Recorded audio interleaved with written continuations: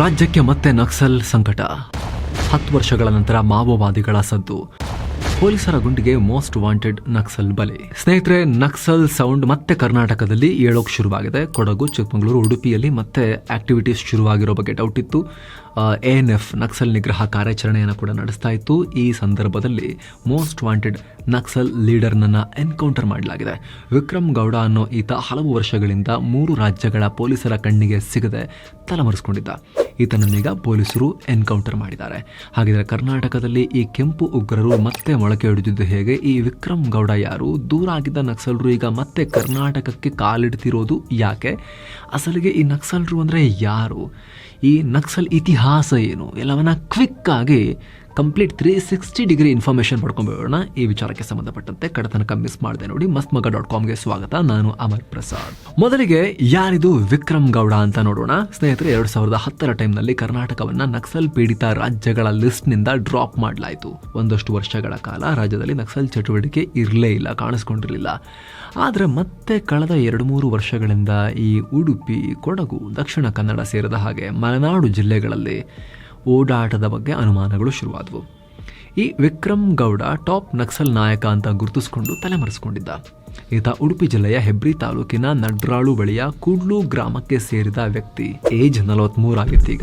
ಆದರೆ ತನ್ನ 20ನೇ ವಯಸ್ಸಿನಿಂದಲೇ ನಕ್ಸಲ್ ಚಟುವಟಿಕೆಗಳಲ್ಲಿ ಪಾಲ್ಗೊಂಡಿದ್ದ. ಸದ್ಯ ಪಶ್ಚಿಮ ಘಟ್ಟಗಳ ನೇತ್ರಾವತಿ ತಂಡದ ನಕ್ಸಲ್ ಆಪರೇಷನ್ ಗಳನ್ನ ಲೀಡ್ ಮಾಡ್ತಾ ಇದ್ದ. ಮಿಲಿಟರಿ ಆಪರೇಷನ್ ಗಳನ್ನ ಕೂಡ ಲೀಡ್ ಮಾಡ್ತಾ ಇದ್ದ. ಈತನ ವಿರುದ್ಧ ಕರ್ನಾಟಕ, ತಮಿಳುನಾಡು, ಕೇರಳಗಳಲ್ಲಿ 50ಕ್ಕೂ ಅಧಿಕ ಕೇಸ್ಗಳು ದಾಖಲಾಗಿವೆ.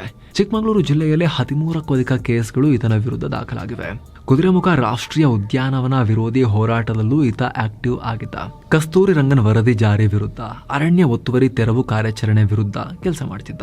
2016 ನಿಲಂಬೂರ್ ಕಾರ್ಯಾಚರಣೆಯಲ್ಲಿ ಈತ ಎಸ್ಕೇಪ್ ಆಗಿದ್ದ.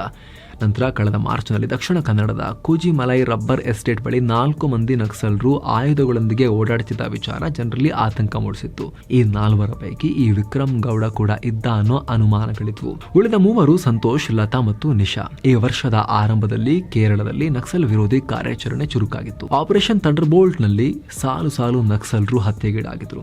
ಆ ಟೈಮ್ನಲ್ಲೇ ಈತ ನಕ್ಸಲ್ರೊಂದಿಗೆ ಕರ್ನಾಟಕಕ್ಕೆ ನುಗ್ಗಿದ್ದ. ಆಗಲೇ ಕೂಜಿಮಲೈ ಬಳಿ ಕಾಣಿಸ್ಕೊಂಡಿದ್ದು.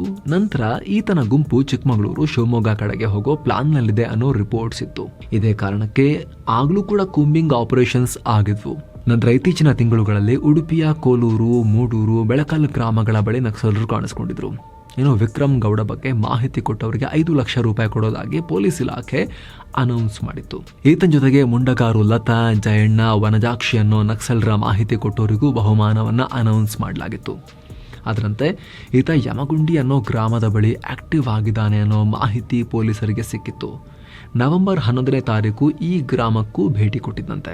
ಇದೇ ಕಾರಣಕ್ಕೆ ಆಂಟಿ ನಕ್ಸಲ್ ಫೋರ್ಸ್ ಅಥವಾ ANF ಈ ಭಾಗದಲ್ಲಿ ಶೋಧ ಕಾರ್ಯಾಚರಣೆ ಶುರು ಮಾಡಿತ್ತು. ಹುಡುಕಾಟದ ವೇಳೆ ಯಮಗುಂಡಿ ಗ್ರಾಮದಲ್ಲಿ ಒಂದು ಬಂದೂಕು ಕೂಡ ಸಿಕ್ಕಿತ್ತು.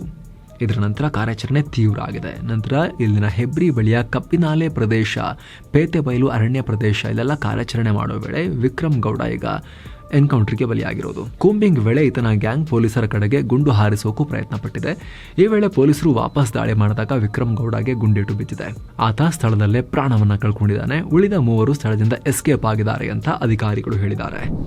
ಮುಂದುವರಿದ ಕೂಂಬಿಂಗ್. ಒಂದ್ ಕಡೆ ವಿಕ್ರಮ್ ಗೌಡ ಸಹಚರರ ಹುಡುಕಾಟಕ್ಕೆ ಹೆಬ್ರಿ ಪ್ರದೇಶದಲ್ಲಿ ಕೂಂಬಿಂಗ್ ಕಾರ್ಯಾಚರಣೆ ನಡೀತಾ ಇದ್ರೆ, ಅತ್ತ ಚಿಕ್ಕಮಗಳೂರಿನ ಕೊಪ್ಪ ಭಾಗದಲ್ಲಿ ನಕ್ಸಲ್ ನಾಯಕಿ ಮುಂಡಗಾರು ಲತಾ ತಂಡದ ಹುಡುಕಾಟ ನಡೀತಾ ಇದೆ. ನವೆಂಬರ್ 9-10ರಲ್ಲಿ ಈ ತಂಡ ಕೊಪ್ಪ ತಾಲೂಕಿನ ಕಡೆಗುಂಡಿ ಪ್ರದೇಶಕ್ಕೆ ಭೇಟಿ ಕೊಟ್ಟಿತ್ತು. ಅಲ್ಲೇ ಯಾರ್ದೋ ಮನೆಗೆ ಭೇಟಿ ನೀಡಿ ಊಟ ಮಾಡ್ಕೊಂಡು ಹೋಗಿದ್ದಾರೆ. ಈ ವಿಚಾರ ತಿಳಿದ ನಂತರ ANF ಕಾರ್ಯಾಚರಣೆ ಶುರು ಮಾಡಿದೆ. ಇದೇ ಚಿಕ್ಕಮಗಳೂರಿನ ಕಳಸಾ ಬಳಿಯ ಮೆಣಸಿನ ಹಾಡ್ಯದಲ್ಲಿ 2005ರಲ್ಲಿ ನಕ್ಸಲ್ ನಾಯಕ ಸಾಕೇತ್ ರಾಜನ್ ಎನ್ಕೌಂಟರ್ ಆಗಿತ್ತು. ಇದೇ ಸಾಕೇತ್ ರಾಜನ್ನಿಂದ ವಿಕ್ರಮ್ ಗೌಡ ಪ್ರಭಾವಿತನಾಗಿದ್ದ.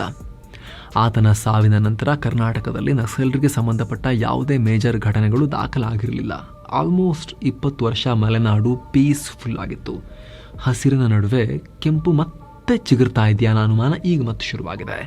ಇಲ್ಲಿ ನಕ್ಸಲಿಸಂ ಬಗ್ಗೆ ಕ್ವಿಕ್ ಆಗಿ ಚೂರು ಮಾಹಿತಿ ಕೊಡ್ತೀವಿ ನೋಡಿ. ಈ ಹಿಂದೆ ಡೀಟೇಲ್ ಆಗಿ ವಿಡಿಯೋ ಮಾಡಿದೀವಿ ನಾವು. ಈಗ ಕ್ವಿಕ್ ಆಗಿ ಸ್ವಲ್ಪ ಬ್ರೀಫ್ ಮಾಡ್ತೀವಿ. ನಕ್ಸಲರು ಅಥವಾ ಮಾವೋವಾದಿಗಳು ಅಂದ್ರೆ ಕಮ್ಯುನಿಸ್ಟ್ ಸಿದ್ಧಾಂತಗಳನ್ನ ಸಪೋರ್ಟ್ ಮಾಡೋ ಕ್ರಾಂತಿಕಾರಿ ತತ್ವಗಳನ್ನ ಫಾಲೋ ಮಾಡ್ತೀವಿ ಅಂತ ನಂಬಿಕೊಂಡಿರುವ ಒಂದು ಸಶಸ್ತ್ರ ಗುಂಪು.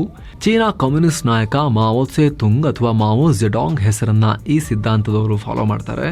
60ರ ದಶಕದಲ್ಲಿ ಭಾರತದಲ್ಲಿ ನಕ್ಸಲಿಸಂ ಶುರುವಾಯಿತು. ಭಾರತದ ಪ್ರಮುಖ ಕಮ್ಯುನಿಸ್ಟ್ ಪಾರ್ಟಿ ಸಿಪಿಐಎಂ ನಾಯಕ ಚಾರು ಮಜುಮ್ದಾರ್ ಚೀನಾದಂತೆ ಭಾರತದಲ್ಲೂ ಕಮ್ಯುನಿಸ್ಟ್ ರೆವಲ್ಯೂಷನ್ ಆಗಬೇಕು ಅಂತ 8 ಸಿದ್ಧಾಂತಗಳ ಡಾಕ್ಯುಮೆಂಟ್ ರೆಡಿ ಮಾಡಿದ್ರು. ಈ ಡಾಕ್ಯುಮೆಂಟ್ಗಳೇ ಭಾರತದಲ್ಲಿ ನಕ್ಸಲ್ ಚಳುವಳಿಗಳಿಗೆ ಅಡಿಪಾಯ ಆಯಿತು.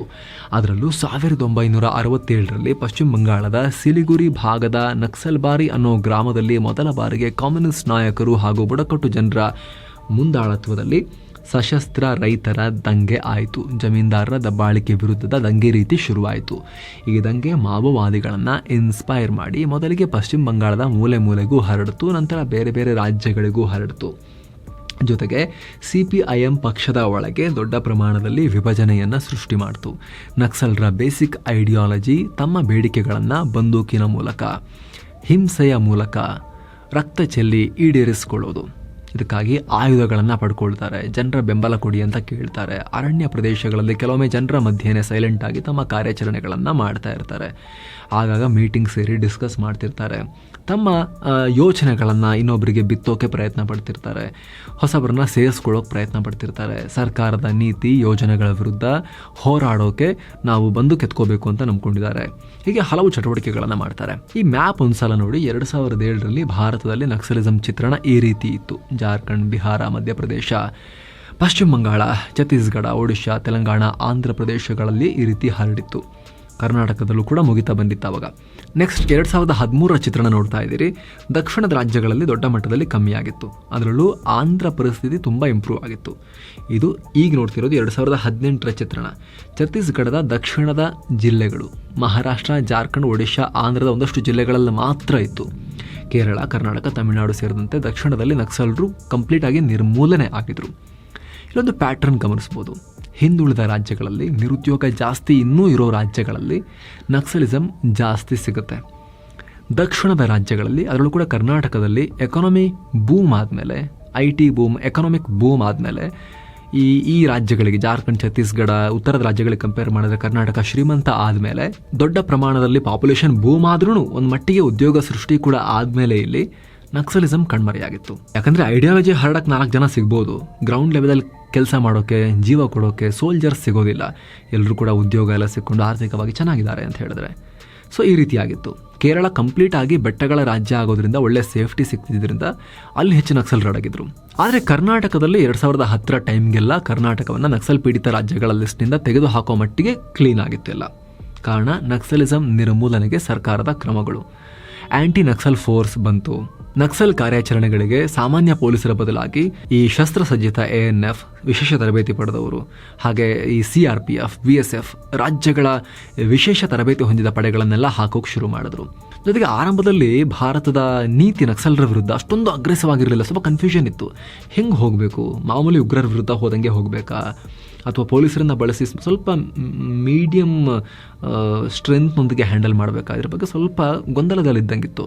ಆದರೆ ಕಳೆದ 20 ವರ್ಷಗಳಲ್ಲಿ ಅಗ್ರೆಸಿವ್ ಆಗಿ ಬೇರೆಲ್ಲ ಉಗ್ರಗಾಮಿಗಳನ್ನು ಹೇಗೆ ಹ್ಯಾಂಡಲ್ ಮಾಡಲಾಗುತ್ತೋ, ಈ ಪಾಕ್ ಪ್ರಾಯೋಜಿತ ಭಯೋತ್ಪಾದನೆಯನ್ನು ಹೇಗೆ ಹ್ಯಾಂಡಲ್ ಮಾಡಲಾಗುತ್ತೋ, ಇದನ್ನು ಕೂಡ ಒಂಥರ ಚೈನಾ ಪ್ರಾಯೋಜಿತ ಭಯೋತ್ಪಾದನೆ ರೀತಿಯೇ ಕನ್ಸಿಡರ್ ಮಾಡಿ ಅಗ್ರೆಸಿವ್ ಆಗಿ ಹ್ಯಾಂಡಲ್ ಮಾಡೋಕೆ ಶುರು ಮಾಡಿದ್ರು. ಸಿಕ್ಕದಾಗಲೆಲ್ಲ ಅಥವಾ ಹುಡುಕದಾಗ ಕಣ್ಣಿಗೆ ಬಿದ್ದಾಗಲೆಲ್ಲ ಎನ್ಕೌಂಟರೇ ಶುರುವಾಯಿತು. ವಿಶೇಷವಾಗಿ UPA ಅವಧಿಯಲ್ಲಿ ಕೇಂದ್ರ ಗೃಹ ಮಂತ್ರಿಯಾಗಿದ್ದ P. Chidambaram operation green Hunt ಅನ್ನೋ ಒಂದು ಕಾರ್ಯಾಚರಣೆಯನ್ನು ಲಾಂಚ್ ಮಾಡಿ 2010ರಲ್ಲಿ ಶುರು ಮಾಡಿದ್ರು.